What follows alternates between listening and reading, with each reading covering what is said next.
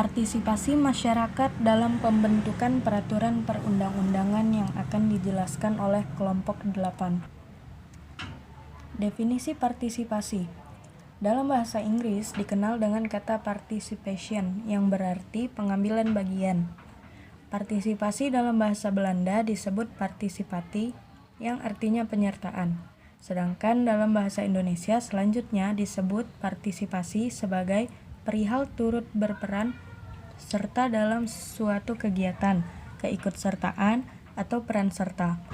H.R. Tiller mengungkapkan partisipasi adalah sebagai wujud dari keinginan untuk mengembangkan demokrasi melalui proses desentralisasi, di mana diupayakan antara lain perlunya perencanaan dari bawah atau bottom up, dengan mengikutsertakan masyarakat dalam proses perencanaan dan pembangunan masyarakatnya. Di partisipasi di atas dapat dibuat kesimpulan bahwa partisipasi adalah keterlibatan aktif dari seseorang atau sekelompok orang atau masyarakat secara sadar untuk berkontribusi secara sukarela dalam program pembangunan dan terlibat mulai dari perencanaan, pelaksanaan, monitoring sampai pada tahap evaluasi.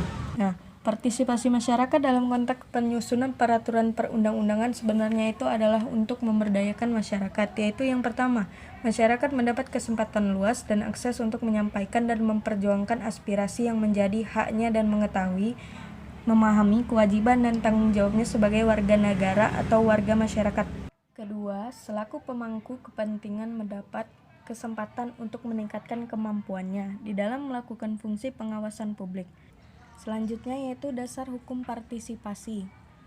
Undang-Undang Negara Republik Indonesia tahun 1945 pada ketentuan tersebut, yakni Pasal 1 Ayat 2 Undang-Undang Dasar Negara Republik Indonesia 1945 ditegaskan bahwa kedaulatan berada di tangan rakyat dan dilaksanakan menurut Undang-Undang Dasar. Dalam pembentukan peraturan perundang-undangan diatur oleh Undang-Undang Republik Indonesia Nomor 12 Tahun 2011 tentang pembentukan peraturan perundang-undangan, yaitu Pasal 96 Ayat 1 dan 2. Ayat 1 menjelaskan, masyarakat berhak memberikan masukan secara lisan dan atau tertulis dalam pembentukan peraturan perundang-undangan. Ayat kedua, masukan secara lisan dan atau tertulis sebagaimana dimaksud pada ayat 1 dapat dilakukan melalui yang pertama, rapat dengar pendapat umum, yang kedua, kunjungan kerja, yang ketiga, sosialisasi dan atau yang keempat, seminar lokakarya dan atau diskusi. Masyarakat sebagaimana dimaksud pada ayat 1 adalah orang perseorangan atau kelompok yang mempunyai kepentingan atas substansi rancangan peraturan perundang-undangan. Untuk memudahkan masyarakat dalam memberikan masukan secara lisan dan atau tertulis sebagaimana dimaksud pada ayat 1, setiap rancangan peraturan perundang-undangan harus dapat diakses dengan mudah oleh masyarakat. Mengenai itu telah dijelaskan di dalam Undang-Undang Nomor 14 Tahun 2008 tentang keterbukaan informasi publik.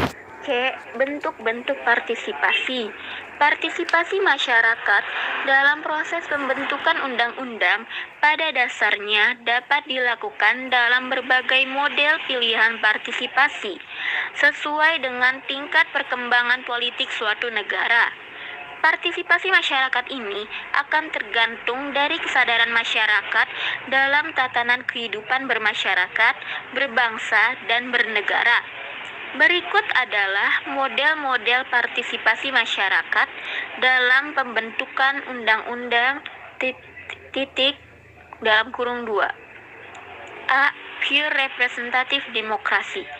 Dalam model partisipasi publik yang pertama ini, sifat partisipasi masyarakatnya masih pure atau murni. Artinya, rakyat selaku warga negara dalam suatu negara demokrasi. Keterlibatannya dalam pengambilan keputusan publik dilakukan oleh wakil-wakil yang dipilih melalui pemilihan umum untuk duduk dalam lembaga perwakilan. Dalam hal ini, masyarakat hanya tinggal menerima saja apa yang akan diproduk oleh legislator dalam pembentukan undang-undang. B. A basic model of public participation. Dalam model yang kedua ini digambarkan bahwa rakyat telah melakukan interaksi keterlibatannya dalam proses pengambilan keputusan. Tidak hanya melalui pemilihan umum, tetapi dalam waktu yang sama juga melakukan kontak dengan lembaga perwakilan. Meskipun demikian, model partisipasi ini belum dapat dikatakan sebagai bentuk dan hakikat interaksi yang sebenarnya. C. A realism model of public participation. Dalam model pilihan yang ketiga ini, public participation pelaku-pelakunya cenderung dilakukan dan didominasi oleh adanya kelompok-kelompok kepentingan dan organisasi-organisasi lainnya yang diorganisir. Publik, selain ikut dalam pemilihan umum, juga melakukan interaksi dengan lembaga perwakilan. Akan tetapi, tidak semua warga negara melakukan public participation dalam bentuk membangun kontak interaksi dengan lembaga perwakilan. Pelaku-pelaku public participation telah mengarah pada kelompok-kelompok kepentingan dan organisasi-organisasi lainnya yang diorganisir.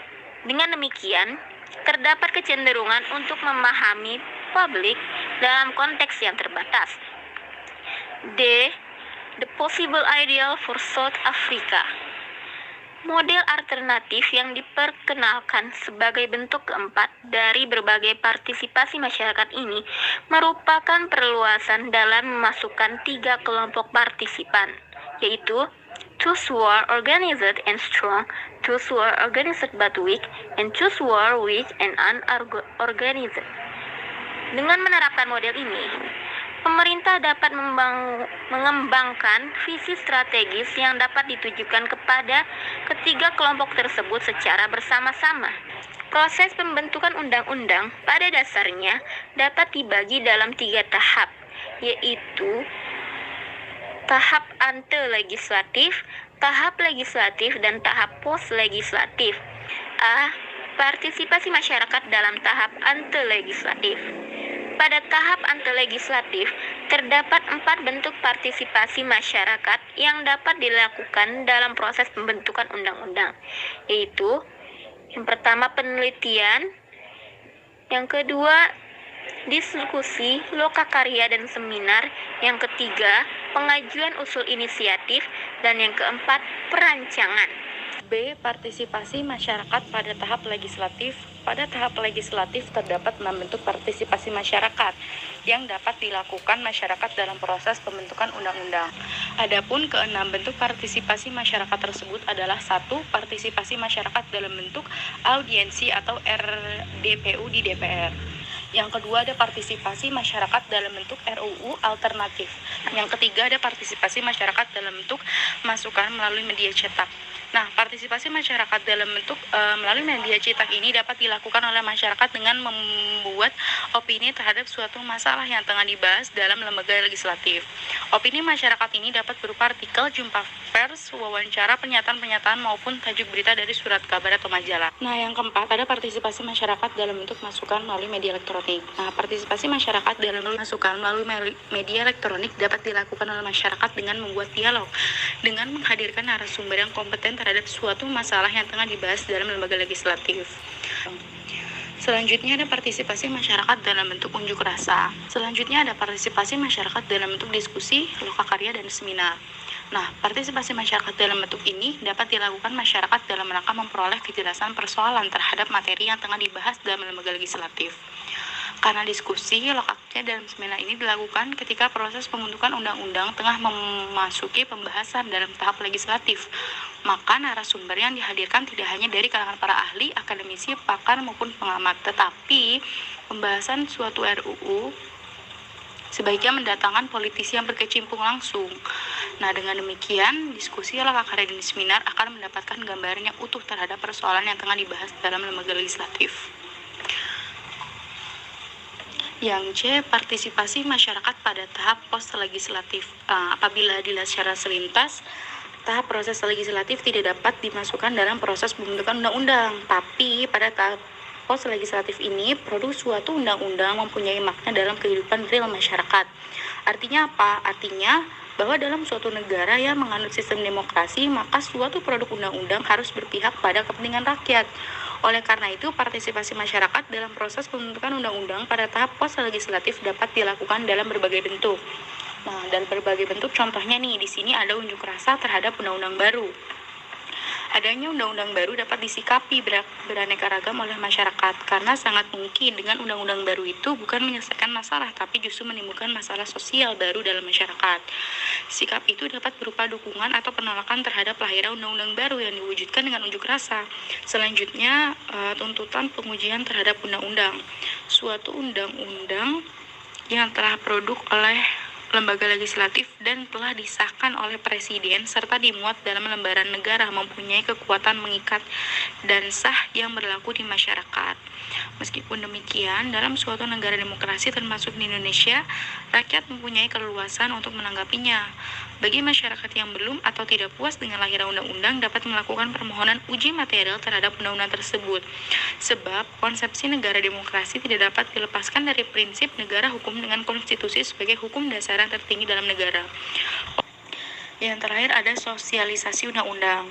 Dalam rangka menyebarkan produk undang-undang yang baru dikeluarkan oleh lembaga legislatif, maka masyarakat dapat berpartisipasi melakukan berbagai kegiatan berkaitan dengan lahirnya undang-undang baru. Nah, bentuk-bentuk kegiatan ini dapat berupa penyuluhan, seminar, lokakarya, diskusi, dan sebagainya. Dengan cara demikian, maka keberadaan suatu undang-undang tidak hanya diketahui oleh kalangan elit yang berkecimpung langsung dengan proses pembentukan undang-undang, tetapi akan cepat dikenali luas oleh masyarakat. Jadi sosialisasi undang-undang kepada masyarakat luas merupakan sebagai bentuk partisipasi masyarakat dalam proses pembentukan undang-undang.